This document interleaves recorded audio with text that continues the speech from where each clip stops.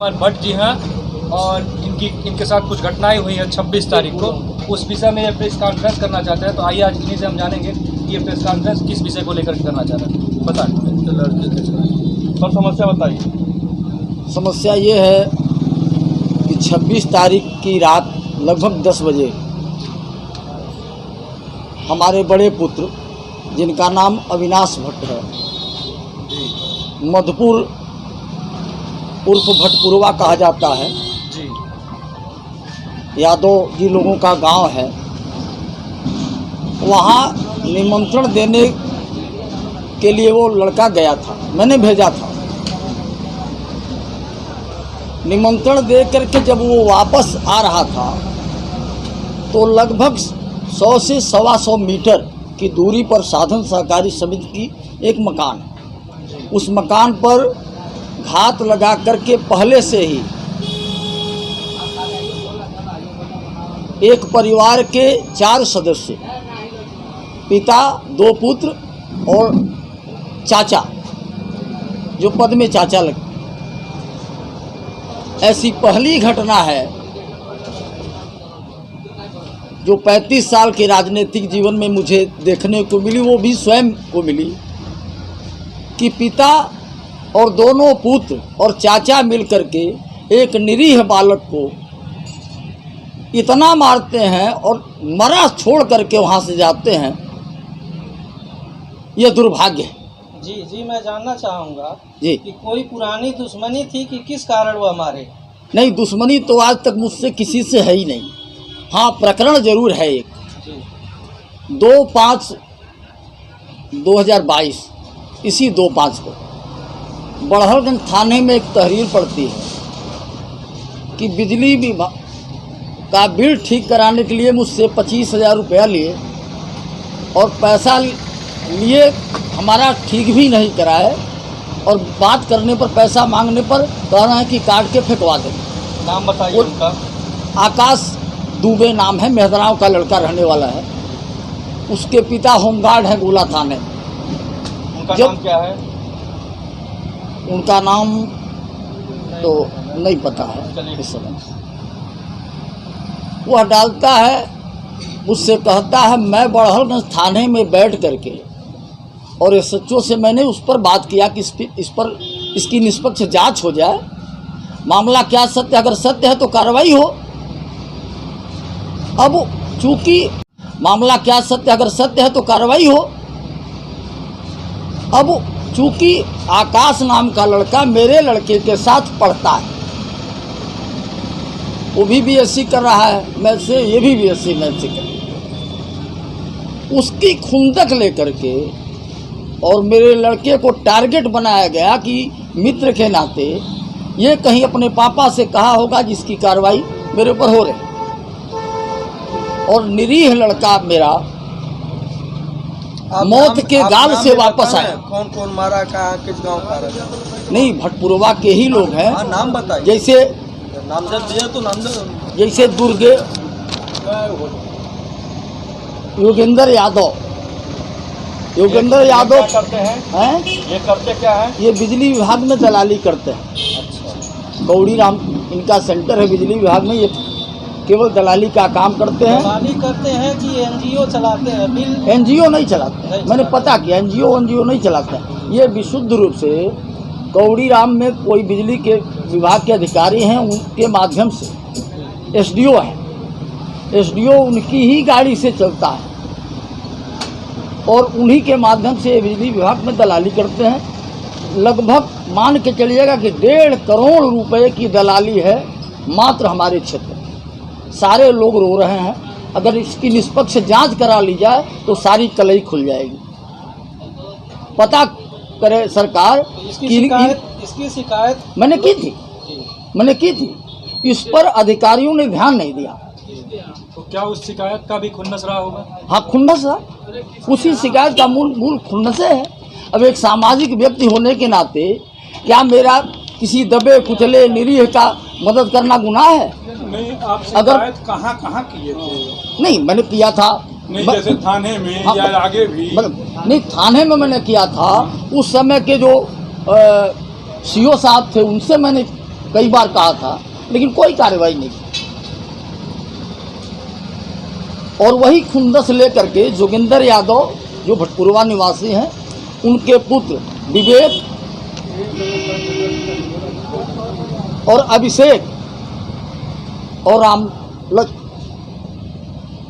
लक्ष्मण, इन चारों ने मिल करके मेरे पुत्र को इतना मारा कि वो मृत छोड़ गए, उसको मृत छोड़ गए। मृत समझ करके मृत, हाँ, मृत छोड़ करके गए कि मतलब वो मर गया इसलिए उसको छोड़ करके गए। अगर वो उसको छोड़ करके गए, अगर वो उसकी सांस भी चलती रहती तो उसको और मारते। मैंने कट्टे से फायर भी किए थे क्या? नहीं, अब वो तो घटना आप जब पूछ रहे हैं तो मैं बता रहा हूँ। लड़का निकला, कट्टे से फायर उन्होंने किया, लड़का अभी कुछ समझ पावे तब तक कट्टवा फायर हुआ नहीं, मिस कर गया, संयोग से मिस कर गया, क्योंकि ईश्वर की महिमा है, कुछ अनहोनी नहीं लिखी थी, मिस कर गया। उसके बाद बट से उस पर मारे मोटरसाइकिल से लड़का गिर गया, और जब गिरा तो उसके पीछे आकाश दुबे बैठे थे, मोटरसाइकिल आकाश दुबे बैठे थे पीछे मोटरसाइकिल के। और जब आकाश दुबे को एक ईंटा मारा तो आकाश कट्टा देख करके नौजवान लड़के अब जान बचा के भागा, और ये गिर गए, बेहोश हो गए। और बेहोशी की हालत में पिता पुत्रों ने मेरे पुत्र को मारा है। मारने वाले का गांव का नाम? भटपुरवा, भटपुरवा, मधुपुर भटपुरवा कहा जाता है। और आपका? उसके बाद आपने थाने में हमारा गांव तहरीर दी? कौआ डिल, लगभग 1.5 किलोमीटर का अंतर है हमारे उनके गांव में। थाने में तहरीर दी आपने? पहले तो पुत्र को मैंने उठाया, फिर थाने गए। जी थाने में सूचना देने के बाद, बताने के बाद जी। मैं उसको लेकर के सावित्री चला गया, किस थाने में गए? बढ़लगंज। अच्छा, पड़ा। जी, उनका थाना बढ़लगंज पड़ता है, घटना FIR बढ़लगंज। हुआ आपका? बड़हलगंज थाने पर गए जी। तो वहाँ कोतवाल साहब मिले कि नहीं? नहीं, कोतवाल नहीं थे, एसआई थे। जी एसआई से हमारी बात हुई, उन्होंने भी यही कहा कि लड़का बहुत सीरियस है, इसको तत्काल हॉस्पिटल ले जाइए, कागज़ की कार्रवाई बाद में होती रहेगी। और मैं सावित्री में ले जाके भर्ती कराया। लड़का 12 घंटे तक, 13 घंटे कोमा में रहा, और मुझे इस बात का इल्म नहीं था कि कार्रवाई हो कि न हो, पहले लड़का बच जाए, ये मेरा प्रथम प्राथमिकता जब थी। अस्पताल गए या अस्पताल में एडमिट किए तो उसके बाद प्रशासन के लोग वहाँ गए कि नहीं? नहीं, कोई गए नहीं, कोई नहीं। कोई पूछने नहीं, कोई नहीं गया? नहीं, कोई नहीं गया। आज तक कोई कार्रवाई की क्या दशा है? ना ही किसी से हमारी मुलाकात है हॉस्पिटल में।